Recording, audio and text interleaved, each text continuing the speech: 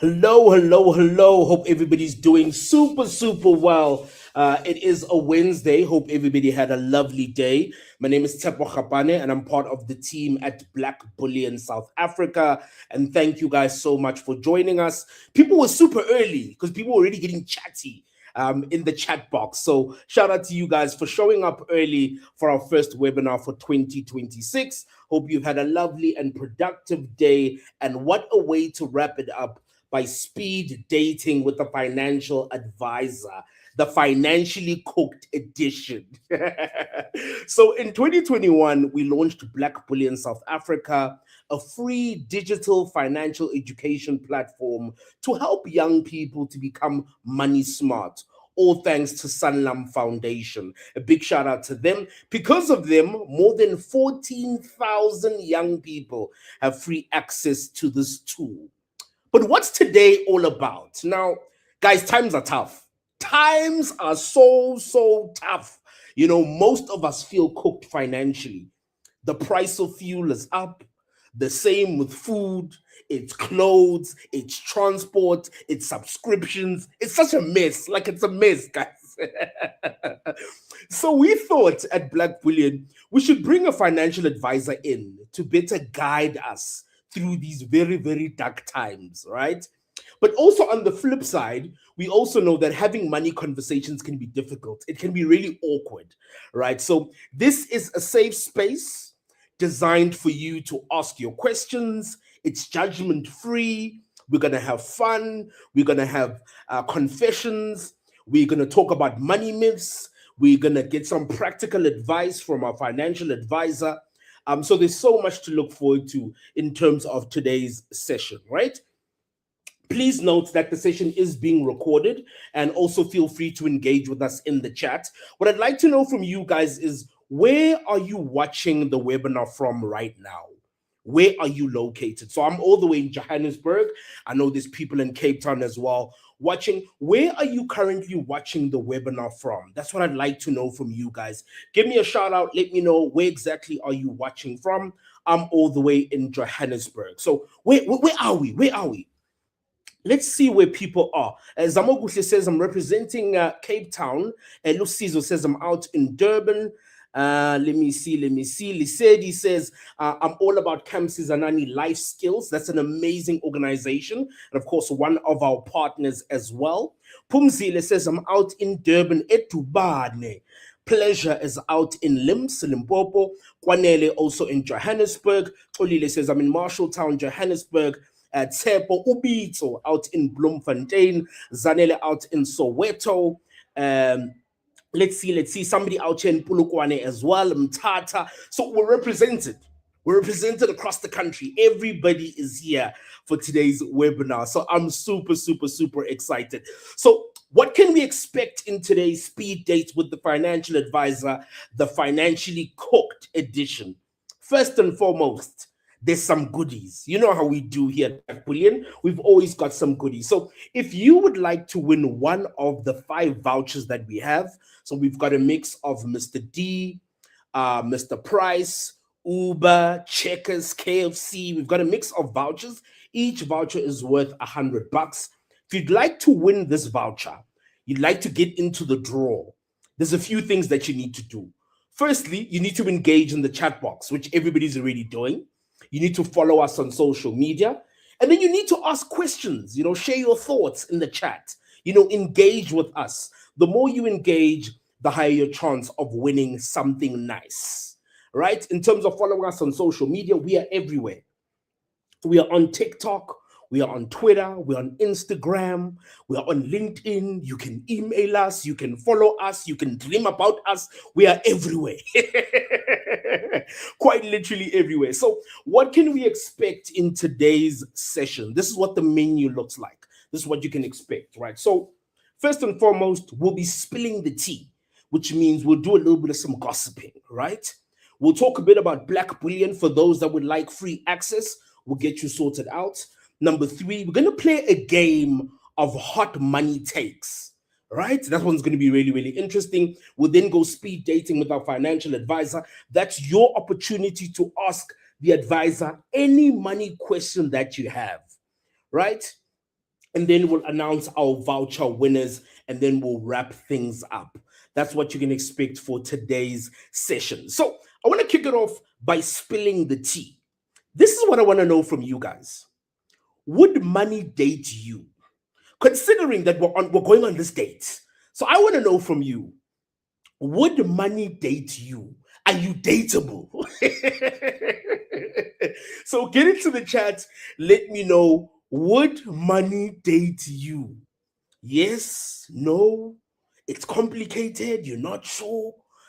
Maybe we should even do a poll for those that are afraid to go into the chat and to let us know what their answer is. So let me actually pull it up as well in the form of a poll, right? So if you want to also get through to our poll, I'm going to pull it up as well. You'll let us know. So is it a yes, of course? Is it a no ways?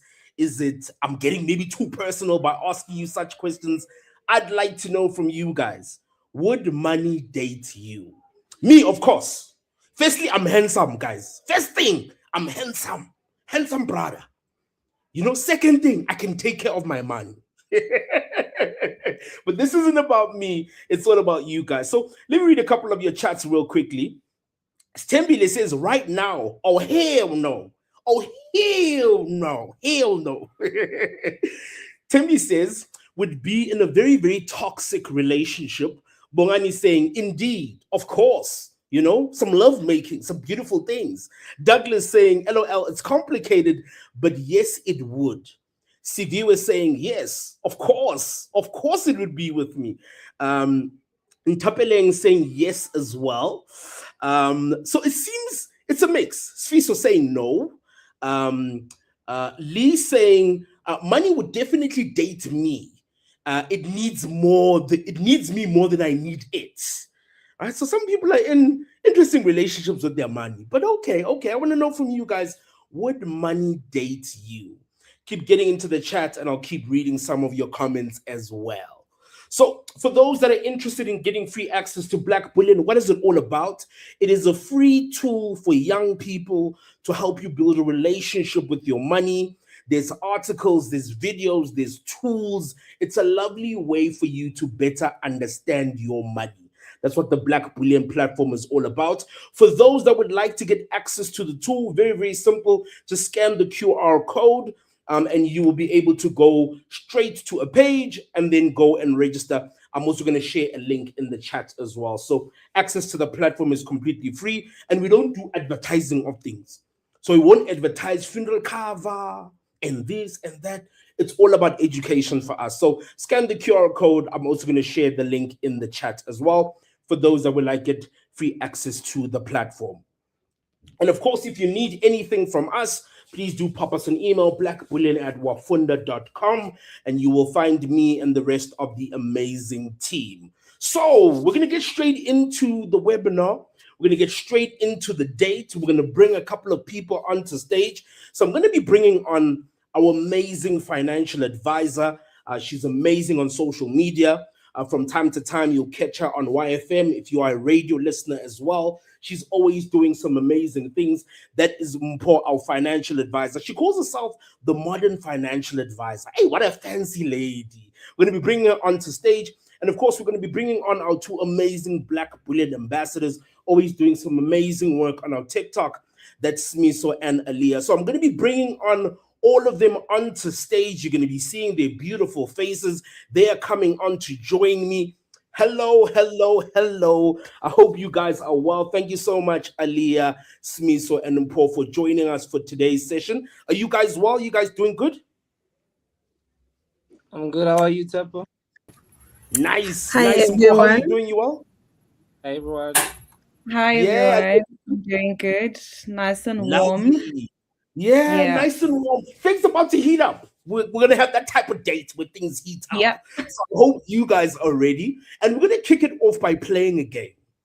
Right? So there's a couple of money things that I want to discuss. But I thought playing a game would make more sense. And I'm going to call it the Money Hot Takes game. And if you're watching this webinar, you're part of it, you have an opportunity to also play the game with us. It's very, very simple.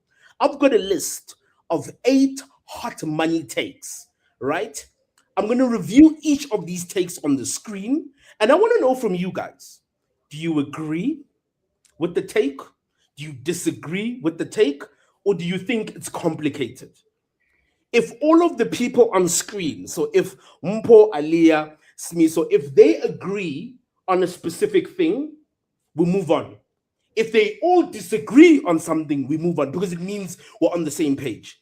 But if it's mixed, some agree, some disagree, some say it's complicated, then we need to discuss it, right? So those are the rules for the game of hot money takes.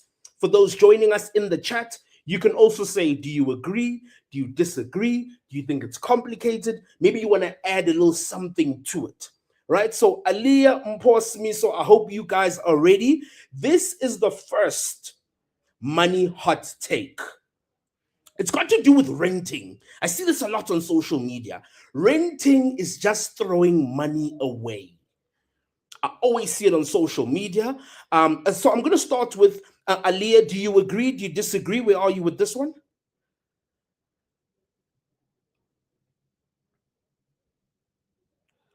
Okay, so she agrees that renting is throwing money away. Mpho, do you agree? Do you disagree? Do you think it's a complicated one?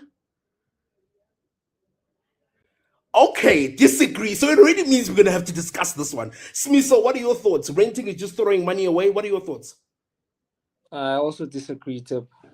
Also disagree. So clearly we're not on the same page. Some are agreeing, some are disagreeing. Get into the chat. Let me know what your thoughts are. I'm going to start with you, Mpho, because you instantly disagreed. So I want to know from you, is renting just throwing money away? As the expert, let us know, what are your thoughts on it? Okay.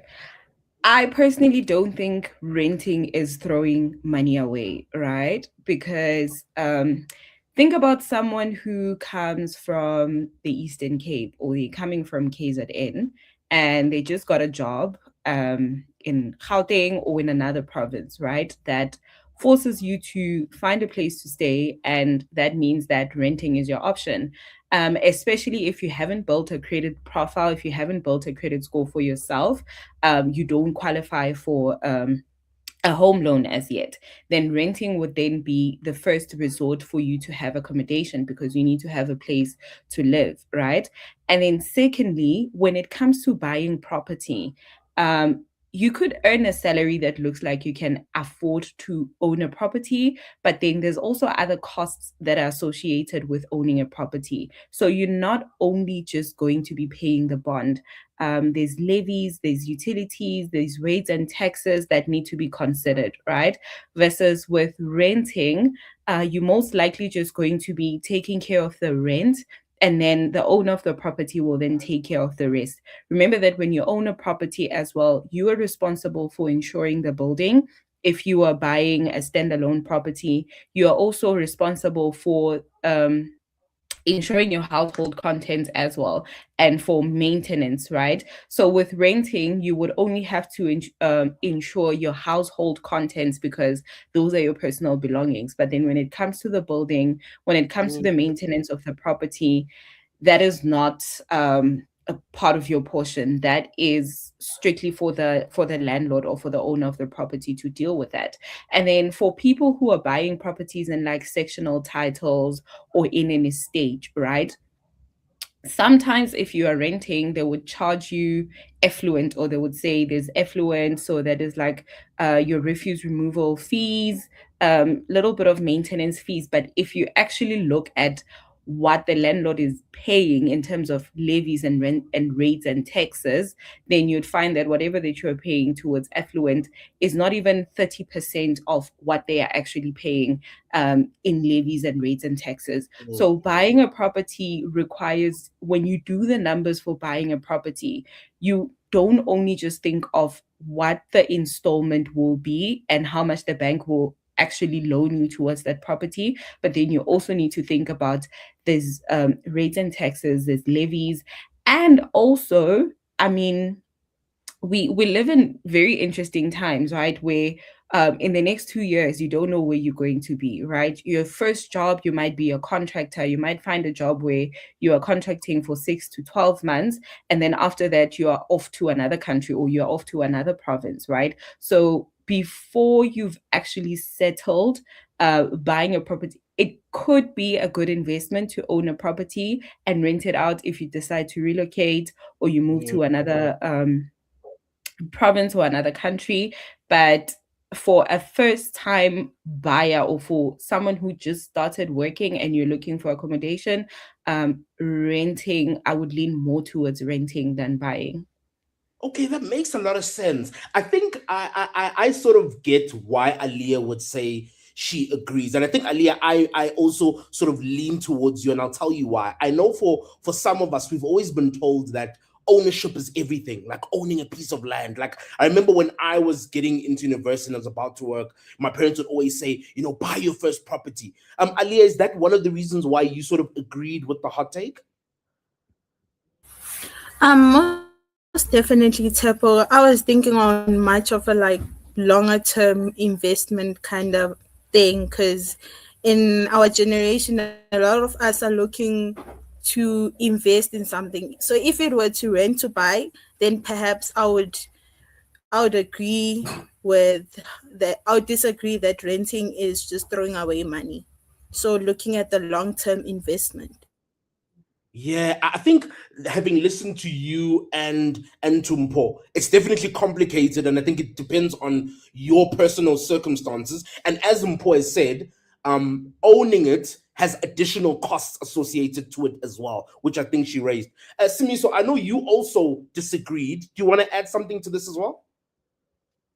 No, Zeb, I feel like Sis Mpho dotted out everything that I wanted to say. So yeah, I don't think renting is throwing away money because even at work, some of my colleagues are from Pretoria and we are here at Witbank. So they are currently renting where they stay. So at the end of the day, you have to rent in order to stay in another place. Maybe cause you're not from this place. You're from Pretoria. You're living.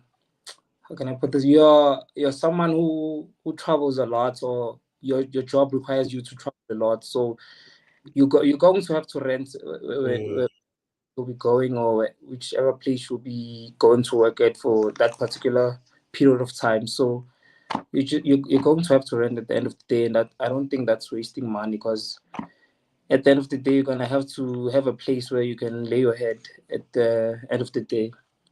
100%, 100%. I think everybody's had an interesting point, and I think what I've gotten out of it is that it depends, and you need to run the numbers, as Mpho has said. You need to look at what are the costs associated to owning it. And when I look on the chat, it's exactly the same thing. People are saying it depends, it's not the same for everybody, right? So it seems like we've sort of gotten onto the same page and we've sort of educated each other in terms of that. So let's get into hot take Yeah. number two. Um, This just is to what the add on hot to take. that, Uh-huh. sorry, Tebo, a quick thought. I actually just remembered this, and there's also some tax benefits that come with it, especially for the people that work from home, right? Because remember, before COVID, we all used to go to the office and all of that. So if you actually work from home and your employer actually gives you like a work from home letter, you can get a portion of the amount that you pay towards your rent. As a tax deduction when you do your tax returns. But that obviously depends on the type of agreement that you have with your employer, whether they are compensating for you using your home as an office or whether they're giving you a work from home letter, which you can then take to the revenue services to say, hey, I'm renting this property and this is what I use as my office. So there's like additional tax benefits to that, both on renting and buying. You know what? We're always learning something new from you. That's why you're the financial advisor. So thank you so much for sharing that. Always learning something new from you. We're gonna get into hot take number two.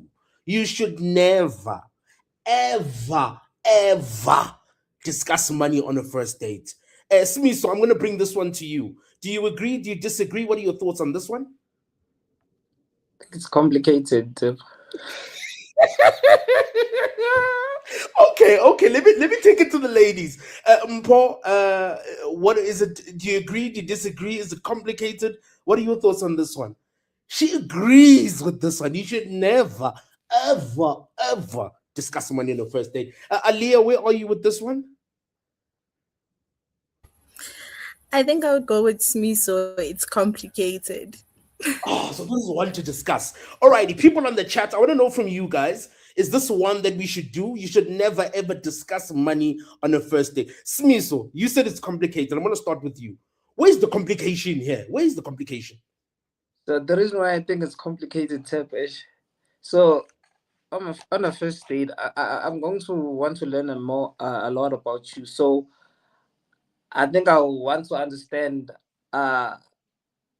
what, like your intellect when it comes to finances or money, because like how you handle money or what you think about money. So I'm going to have to understand that is this person, does he know how to handle money or will be just throwing away money all the time? So I should know Uti, what type of situation I'll be putting myself in if ever I decide Uti, okay, I want to do this relationship thing with this person. So I'm going to have to understand which will I be spending money on useless things, or if ever I don't spend money on a particular thing and then she's gonna think uh now you don't love me because you're not spending money on me, or you're not buying me this and this.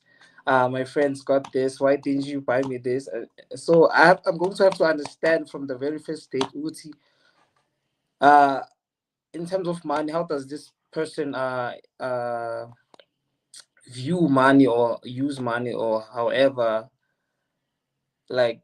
I hear you. I hear you. And when I look at the chat, some people are agreeing with you. Sharon says, I think you should discuss money on the first date because it's part of knowing each other. But to me, Aliyah, it feels like it's too early. It's just the first date. Like, why go serious? Like, come on. Like, let's talk about my favorite color. Why are we talking about my pockets? Aliyah, I want to hear from you because I know you agreed with Smiso, right? Smiso, what are you saying? What are you saying? I was saying on that very first date, if I'm supposed to pay for dinner, so already we're spending money. So money is already included in the relationship. Okay. Okay. Aliyah, what are your thoughts? What are your thoughts on this?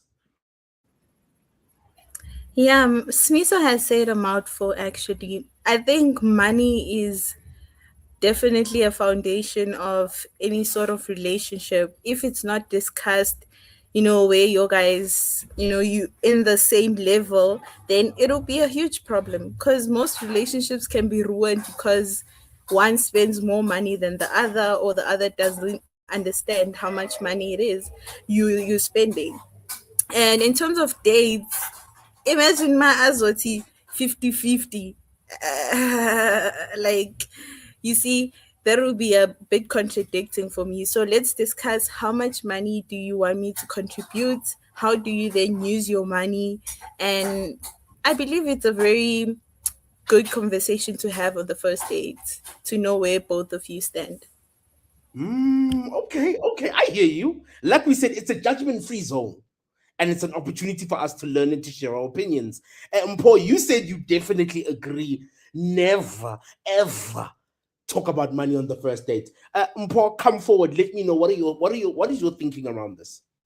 I definitely agree, Tipo. Like, can you imagine I walk into this date and I have butterflies, and then you want to switch off and extinguish my fire?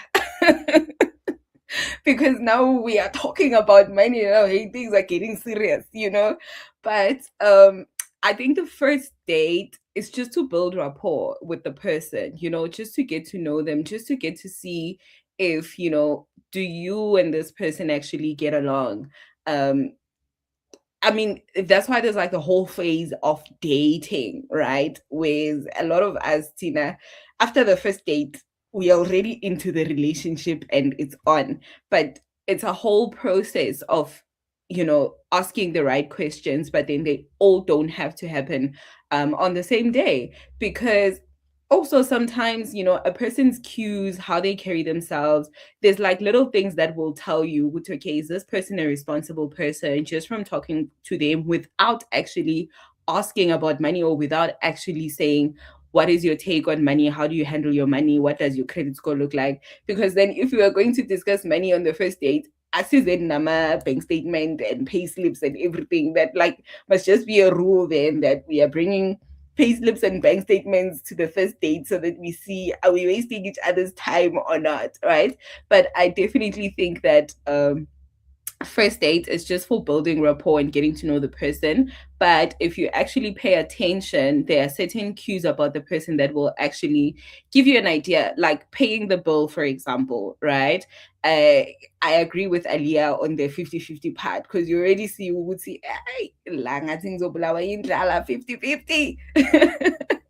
We are not playing that 50-50 thing, especially on the first date, because that's like a red flag, nyana, a little bit, But if they actually offer to pay the bill and they tip the waiter, and they give a generous tip, they're not agabambilaye when it comes to tipping, then you can actually tell, okay, this person is a generous person. But then there's also a thin line between being generous and also wasting money, right? So you can then see from just that 1 hour, 2 hour time that you would be spending with them, and you pick up those cues. And then on the second date, yeah, that's when you can come and ask those questions. And Nakona, you don't ask them as if you are like, will you be able to pay my 15,000 rand girlfriend allowance? Like, there's a way that you can actually rope these questions in, so that it doesn't feel like, or it doesn't seem like you are in the relationship for money.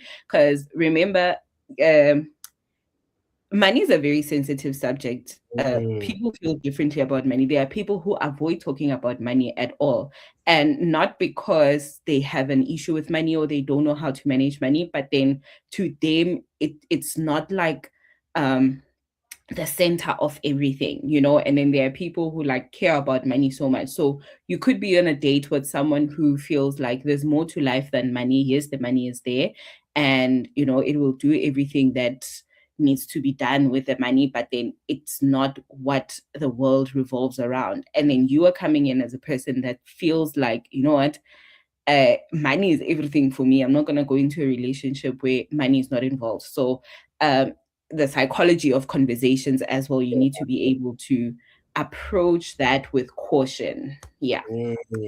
Definitely makes sense. When I look at the chat, because there's so much going on around this topic specifically, Zabobushe says, I don't fully agree because financial values often affect long-term compatibility. Tebogo says, it sort of gives you an overall understanding of how they think in terms of finances. Mamiki says, it depends, right?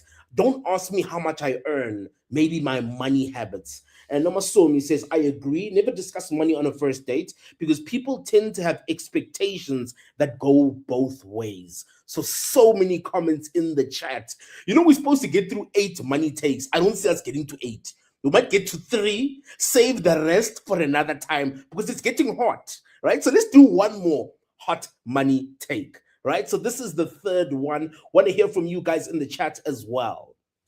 Children should never know about their parents' financial struggles. It's an interesting one. Children should never know about their parents' financial struggles. On the chat, keen to hear from you guys. Aliyah, do you agree? Do you disagree about this one?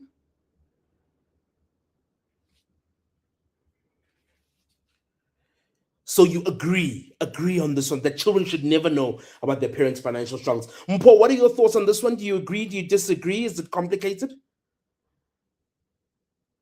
Okay, it's complicated. All right. Smiso, what are your thoughts? Agree, disagree, it's complicated? I agree, Jeff.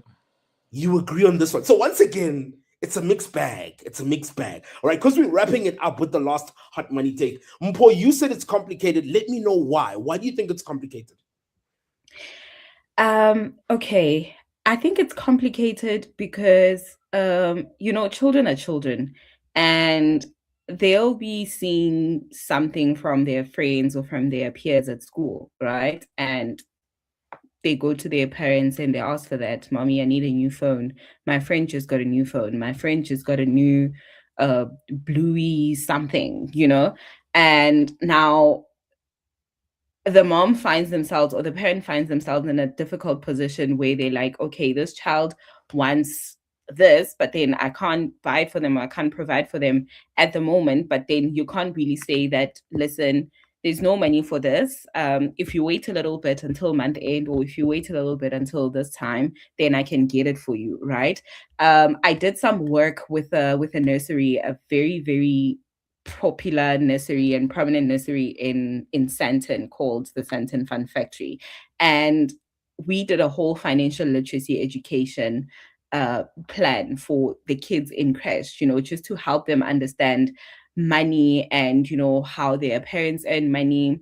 And there was one child who actually said that, my dad gets money from that machine at the mall, from that big machine at the mall. So, those are just like the illusions that kids have. Wuti, imali just comes from that machine at the mall. So what do you mean you don't have money because there's that machine at the mall? But they need to understand how you actually get to access money through that machine at the mall. And also when it comes to children, between the ages, from birth until the ages of 7, 8, I think all the way until they go to their teens, it's very important to have honest conversations to kids and instill like the money lessons that we are now having, that we are discussing right now, so that the child doesn't grow up to be a child that doesn't understand Wuti. You have to wait for month end to to get certain things. And sometimes the world doesn't just give you everything that you want, So I think it maybe not to say we are struggling financially, because that can make the child feel like they are different from other kids and they are struggling, but then just to help them understand that there's no money that's just sitting around waiting to buy things whenever you want, right? So having important money conversations with kids at their level, at a way that will still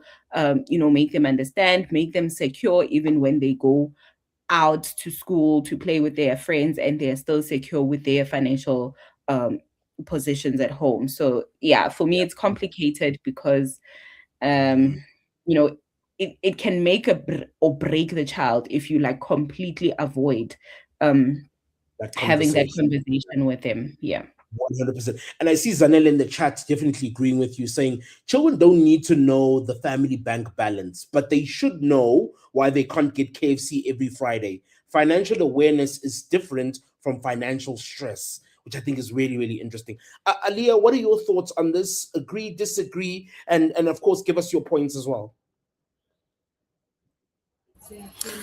I think I'd say now it's complicated because I don't think children should be exposed to maybe the family's financial situation, especially when there's no money at home. They shouldn't be exposed about the limitations they have on certain things, because then it kind of disregards the child. They wondering, why can I not get this? And then that's when the self-esteem comes in, the mental health is affected, and the next thing, the child is lacking in school because of certain financial stress that they've been given to.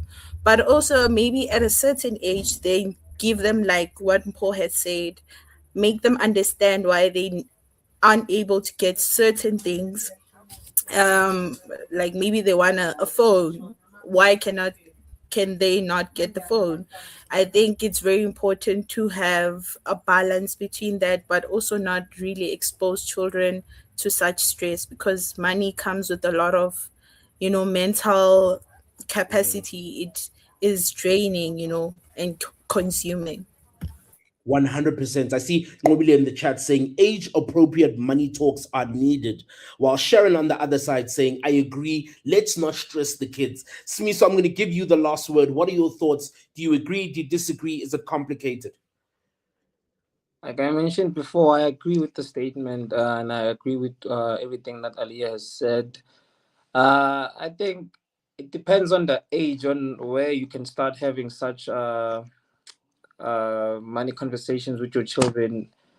I think whilst they are still in primary, I don't think we need to bother children with our parents' financial struggles. So they can just know that you can't get this and this all the time, or just point out whatever you want at any time, because you just have to understand, Uti, you cannot always get what you want just because your friend has it.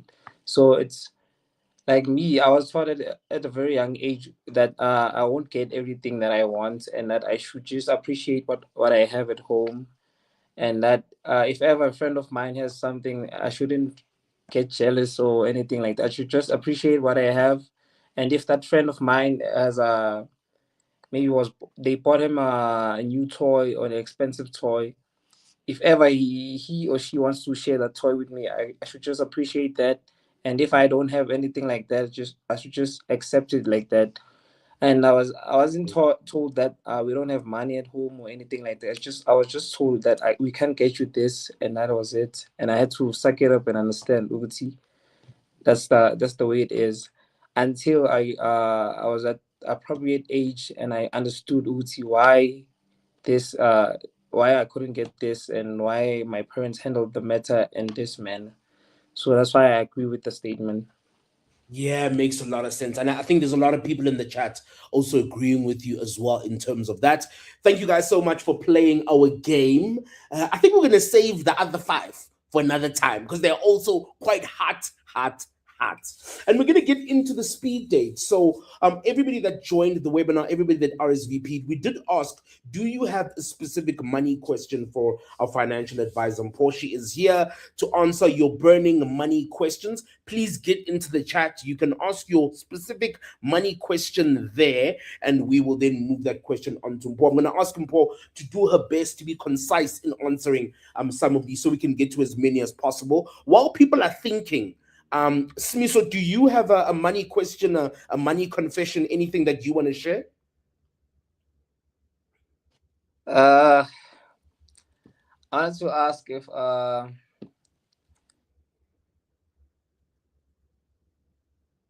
is going to university a good ROI? Is it like a good return on investment, or is it better to just start a business?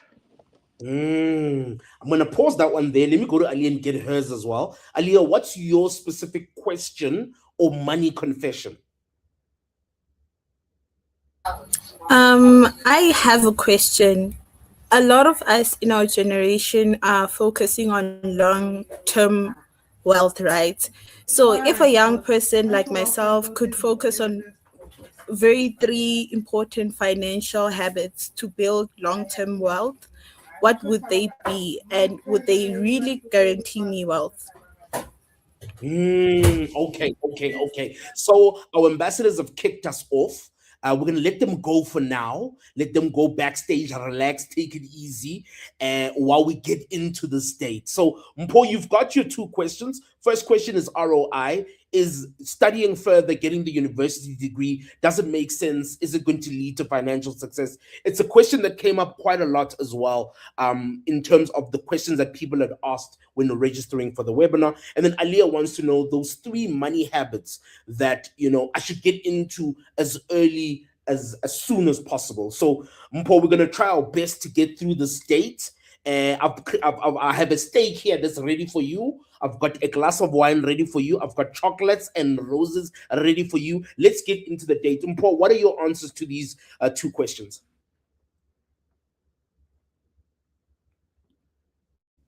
Sorry, I forgot I muted myself.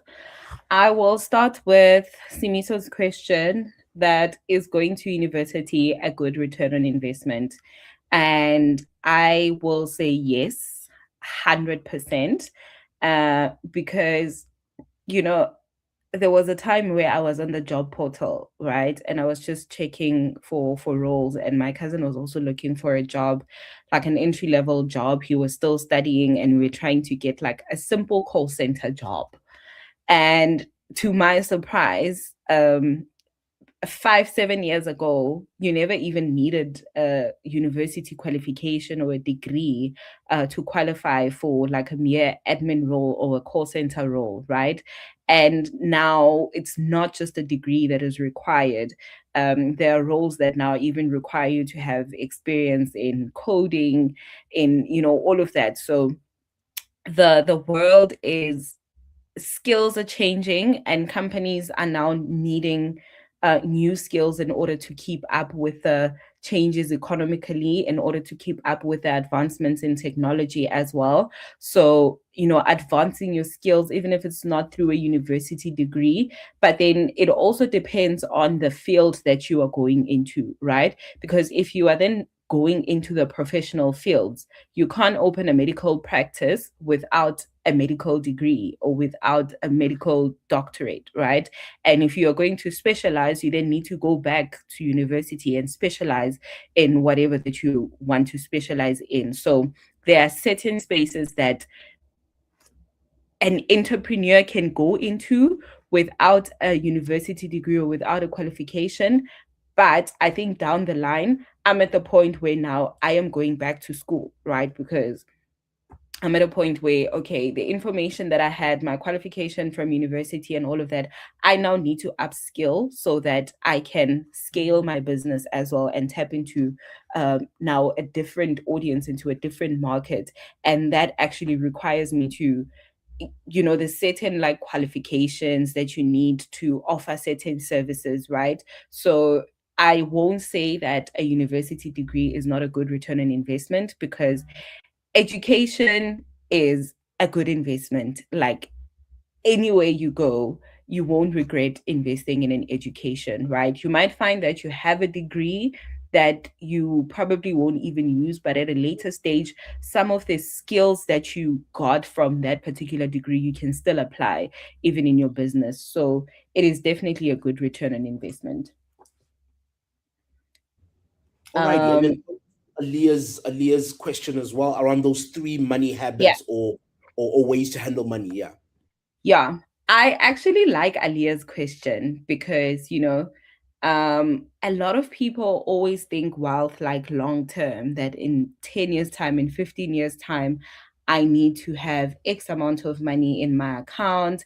And, the first thing that you need to do is define what wealth looks like for you, right? Because for other people, wealth is a certain number, is a certain amount of money in their bank account. For some people, wealth is freedom. You want to build wealth because you want freedom. You don't want to wake up every day and go to work, even when you don't want to. For some people, building wealth means that they can retire early. So define that. What does wealth look like for you? Are you looking to retire early? Do you want flexibility in your life? Do you not want money to be an issue? So start by defining what wealth looks like for you. And then secondly, in order to get to that long-term wealth goal that you have set for yourself, there's certain things that you need to do right now. So I use, I think a lot of us are familiar with the Maslow's hierarchy of needs.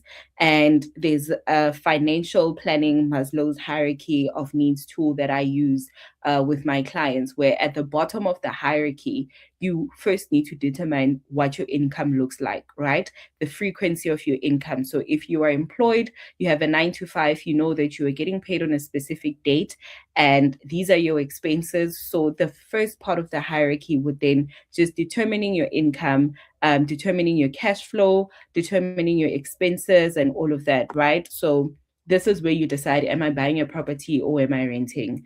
Do I need to buy a car or am I going to use public transport? Can I afford to buy a car and have a property at the same time? And how much am I going to spend on groceries? Where am I going to buy my groceries from? Am I going to buy from Woolies? Am I going to buy from Checkers? And how often am I going out on dates? How often am I traveling? All of those things you need to then determine that, because then you need to then have a structure when it comes to your finances, right? And then I use a rule called the 50-30-20 rule. So what that is that 50% of your income goes towards your fixed expenses, right? And then 30% of your income goes towards your variable expenses, and then 20% goes towards your savings and your investments. Now, once you have actually created those categories and you have compartmentalized your income, you know exactly how much you're spending towards your fixed expenses, your variables, and towards your savings. And then once you are done with that, you then move on to the second hierarchy of the pyramid, being wealth protection, right? Because we're always rushing to create wealth. We are always rushing to investing. But what happens then if you leave your house today, God forbid, and you get hit by a car and you are disabled and you can't work, right? That means that your cash flow has been disrupted, right? You can't go back to work and earn the same amount of money that was going to enable you to build that long-term wealth, right? So now this is where wealth protection comes in. Now you're looking at insurance, you're looking at life insurance, you're looking at having medical aid, you're looking at having short-term insurance for your car, for your possessions, and so forth. The reason why that part is important is to ensure that should a life event happen to you, you will remain in the same financial position, or your financial plan is not disrupted, right? So you would still remain in the same financial position that you would have been if those events didn't happen, because then you take out these covers or you take out these products to ensure that you're not tapping into your savings, you're not tapping into your emergency fund in order to cover these life events, right? But this doesn't mean that just because you have insurance, you don't set up an emergency fund, right? You could have insurance and you need to pay excess for your car. So the insurance is going to pay the repairs, but then you will still need to cough out money from your own pocket and pay your excess. And then when it comes to now your investments and how you structure your investments, we then look at, okay, cool. What did I say wealth looks like for me? If wealth looks like retiring early and not having to work until 65 or 70, then you focus on working on a retirement plan, right? Whether it's through a business, whether you are buying property, or you are actually putting money into a retirement annuity to enable you to retire at the time that you want to retire. The thing with retirement is that minimum retirement age in South Africa is 55. But if that is your goal, you're like, at 55, I don't want to be working. I want to be relaxing, sipping cocktails in the Maldives. And while everyone is slaving away to try and pay off their bonds, when now you want to cut this thing off by 55, then you focus on that. Let's work on building a proper retirement fund for me to be able to retire at the time that I want to retire. And if wealth looks like having financial freedom to like go on holidays whenever you want to be able to spend on the things that you want to spend on whenever you want to, then we look at investing in things that can give you liquidity, right? You're investing in whether it's through investments or you're investing in property, whatever it is that can give you a profit and high yield profits as well, then we look into that. So I think not to make this whole thing long because there's other questions that are coming. Not advice, but then I would say to Aliyah, she would first need to determine what wealth looks like for her and what is that main thing that she wants to achieve with her wealth, and then focus on that. And then also separating your investments, right? Separating your savings from your investments. I'll see people who have like one savings account for everything. You have a 32 days account, and that is for your retirement, that is your emergency fund, that is for your short to medium term goals, that is for, it can't work like that. You need to separate your investments. If you have a short to medium term goal, put that in a tool that will actually support that and will give you the returns that you need within that specific period that you specified. And that also has tax benefits, right? Because then there's also tax that's involved in these investments. So yeah, I hope that answers Aliyah's question. I know I said a mouthful. Yeah, I think it definitely does. In the interest of time, I want us to shoot through some of these as quickly as we can as well. Nontlanta asks, Yeah. should I pay debt first or should I save first? Which I think is a scenario that lots of people get into. Should I prioritize the debt or should I save first? What do you think, Mpho? Yeah. This is often a difficult one because, while you are paying off debt, you also need to have some safety net a little bit. So I would say prioritize paying off debt because it is difficult to try and save and invest when you have debt.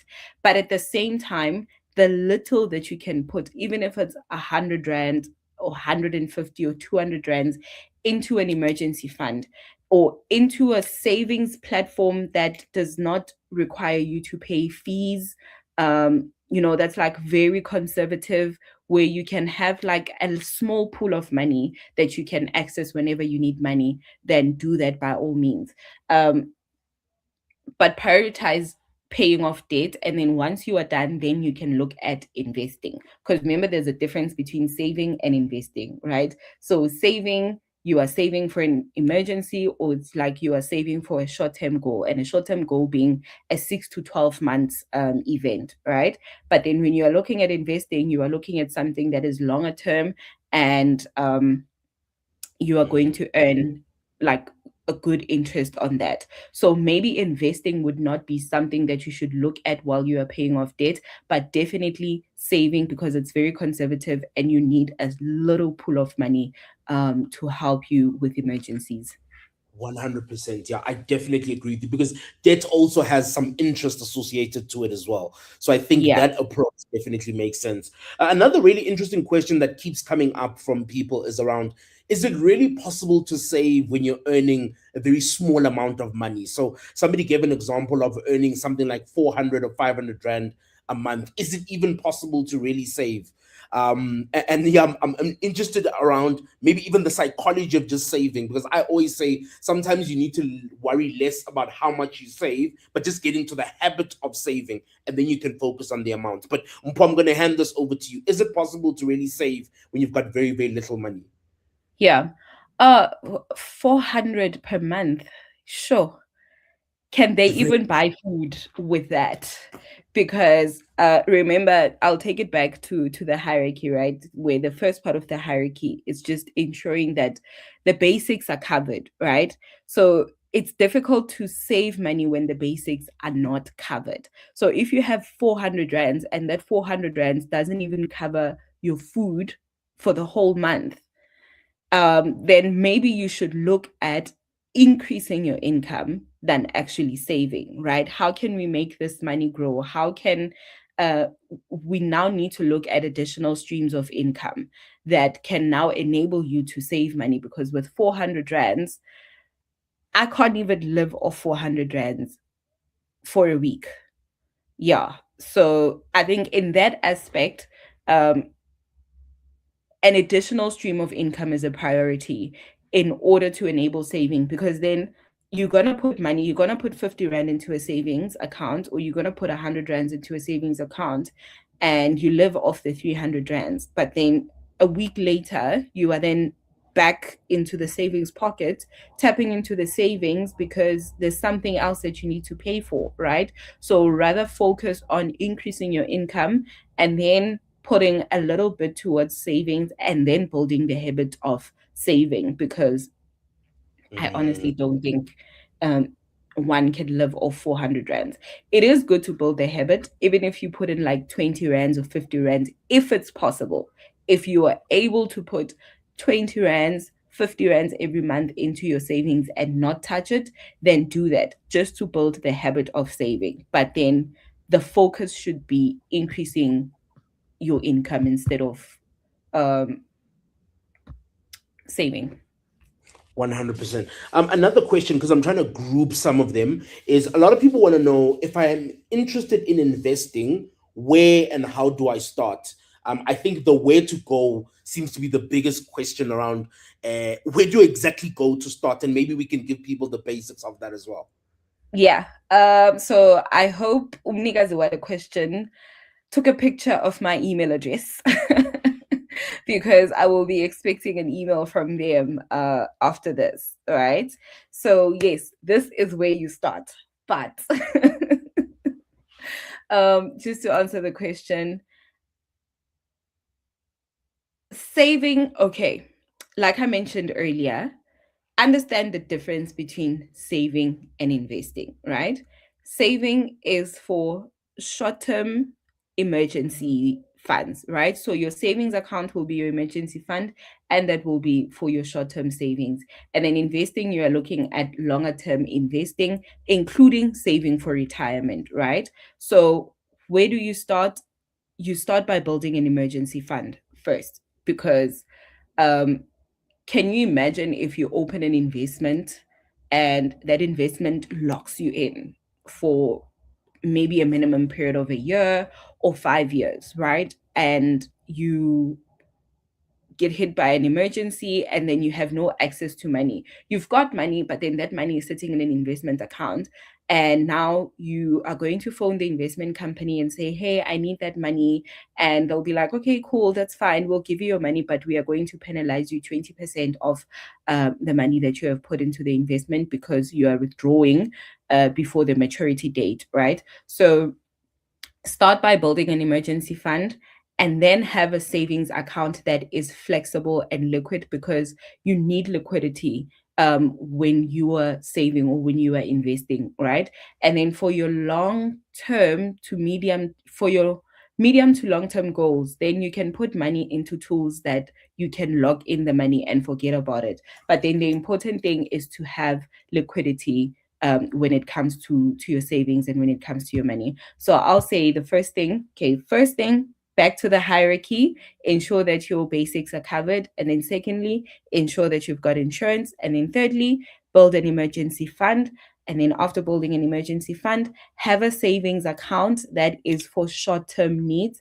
And then once you are done with that, we can then look at investing for long-term. Yeah, I think I love the way you've put it. I'm going to wrap it up with one more question because I'm trying to wrap things up all together. So I'm going to give you a minute or two to try and answer this one. I think it benefits all of us. And it Yeah. basically says, what are the biggest financial mistakes young people make in their early 20s and how can we avoid them? Because I know you work with a lot of different young people, whether it's on radio, whether it's in person when they come for financial advice. What are some of the biggest mistakes you see young people making? Phew. I think because we live in a time, a social media where, you know, you'll see what your peers are doing after they graduate, especially the people in the medical field. I am so sorry, but my friends in the medical field, oh my gosh, those give me so much anxiety because already umuntu ugu community service and they are buying a BMW and I'm just like, what are you doing buying a BMW while you are still doing your concert, right? And I say this a lot because a lot of my clients are young doctors and we, you know, we always have this conversation about, you know, big purchases or making big purchases. I understand that, you know, we all go to school, we all have these ambitions, we all have goals. You have your dream car, you have your dream house, you have a dream life that you want to create for yourself, right? And the time will come. The whole concept of, you know, you only live once and what if you die tomorrow? Okay, fine, right? Yeah, you'll die having driven your BMW. But what if you don't die tomorrow, right? What if you live until 85? What if you live until 90 and you drive your BMW today and then 3 years down the line, you are unable to afford that BMW. In fact, you have to return your BMW, move out of your fancy apartment, move back home, because now you are overly indebted, right?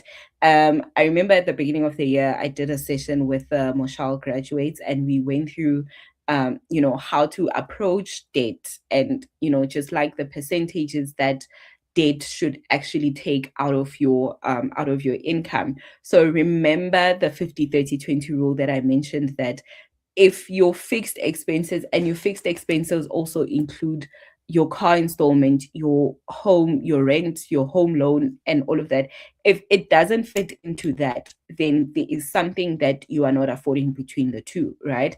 And when it comes to buying a car, if your car installment and your insurance and your petrol don't fit into the 50%, then it might not be the right time to afford that. And I'm not saying don't buy your car, right? I'm not saying don't buy your dream car. If there is a way that you can make money for that, by all means, do it. You can make money for it and increase your income and then go buy your BMW. But then I think if there is anything I would say to young people is that do not be impulsive in your spending and in your acquiring of debt, right? Especially if your big purchase requires you to take out debt. Don't be impulsive around that. take your time, do your numbers, and understand the contract that you are getting yourself into. Because here's what the banks will do, right? They'll look at your income and then they'll say, oh, you actually do qualify for this property, but not considering the fact that after buying this car, you are still going to rent, you are still going to pour petrol. Bona, they just want to see that they are going to get their money, or you can afford to pay their money for the car installment, right? But then there's other things as well that you need to pay for, and then you find yourself then having to open credit cards, do overdrafts, and all that. So just take it easy. And if you can stick with these margins, the 50%, the 30%, and the 20%, even when your income increases, because what I also notice is that we are very quick to inflate our lifestyles when you have an income increase, right? You get a big contract and you're like, oh, yay, I just got a tender, I just got a big contract, I just got funding for my business of 3 million rand. That means I can go to Faro, buy a G-Wagon, and but there's other things that money needed to do, and you are now unable to do those things, and then now you have to tap into credit. So don't be impulsive in acquiring big debt. Oh, that's fantastic. Mpho, thank you so much. We went on our first date. We're on the second date. It's clear by all the questions. We need to have a third date now. It's very, very clear. Oh, yeah. Thank This you date so was much so for good. sharing. Like I can see this relationship working out, Yeah. Definitely. Yeah. Yeah, and of course, those that would like to get in touch with Mpho, these are email address.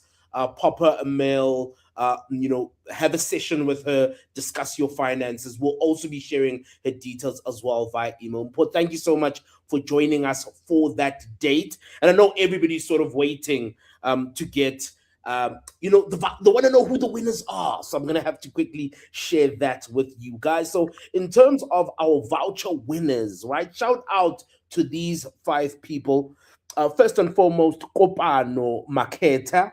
Shout out to you, Kopano. Please send us your email address in the chat. So Kopano Maketa, shout out to you.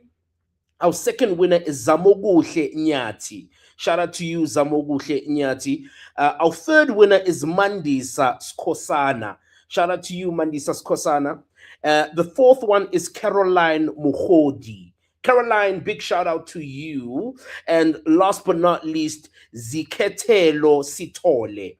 Ziketelo Zitole. Shout out to all these winners. Please put your details in the chat, particularly your email addresses, so we can get in touch with you. But we'll also look at our register. So Kopano, Zamoguhle, Mandisa, Caroline, a big shout out to you guys for winning those vouchers. And if we didn't get to your question, don't stress. We're going to be launching something brand new called Cooked Financially, where you can send us your question and Mpho will respond with a video. So look out for that. We're going to be doing it every month, where you can submit your question, your comment, your confession. We'll even give you a voucher for sharing. And then Mpho will then have to respond to it if we pick your comment or confession or question. So look out for Cooked Financially. And of course, we'd love for you guys to also rate the webinar. Did you enjoy it? Didn't you enjoy it? Scan the QR code. Let us know what we need to do better in the future when it comes to our webinars. I know some people might be saying it needs to be longer. We want the dates to be a whole lot longer. So thank you guys so much for joining us. A big shout out to Sanlam Foundation. A big shout out to our guests, Mpho for pulling through, and of course the Black Bullion ambassadors Aliyah and Smiso, and of course for you guys for tuning into the webinar, for sending through all your questions. Our next webinar is coming at the end of the month. We'll be speed dating with a career expert. If you're looking for a job, maybe you want to change your job, we've got somebody very, very special, a career expert coming through with us at the end of the month. Thank you guys so much for joining Black Bullion's first webinar for 2026. And we will see you guys very, very soon.